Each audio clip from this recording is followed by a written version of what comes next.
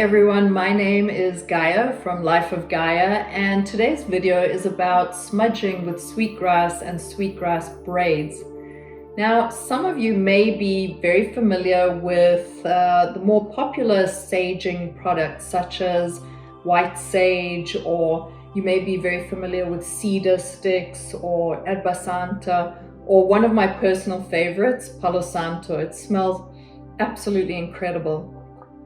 But some of you may have never encountered this sort of lesser known smudging product, but so beautiful, which is Sweetgrass Braids. So interesting because of the fragrance. I mean, it has this incredible fragrance almost of cut grass mixed with a type of flower, and it's very fragrant and aromatic. So I'm going to tell you a little bit about this today.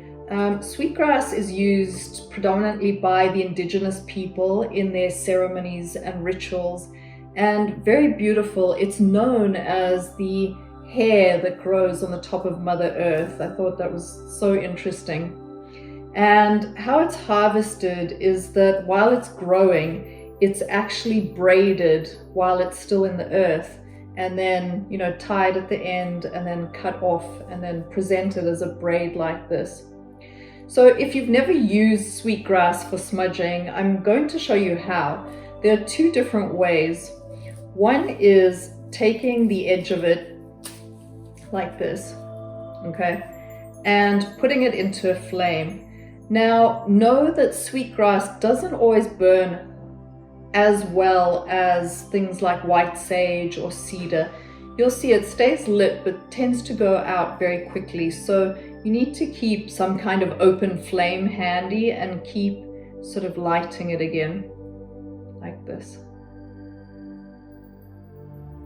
And then again, you can walk through a space or use it in your rituals or ceremony. It gives the most incredible scent and aroma. It's really beautiful.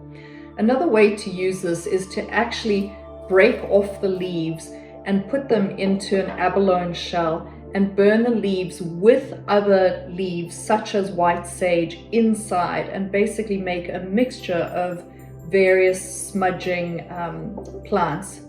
So that is the video for sweetgrass today and sweetgrass braids. And I hope that you do try it, and I encourage you to try them. They're so beautiful. Look at these.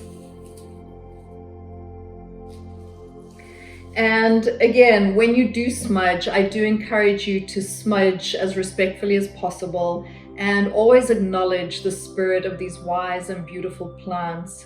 And know that from me, it is my wish that when you use these plants in ceremonies or in rituals or for smudging, that the subtle scent of the earth reaches in and gently whispers love into your soul. I send you much love and gratitude, Gaia.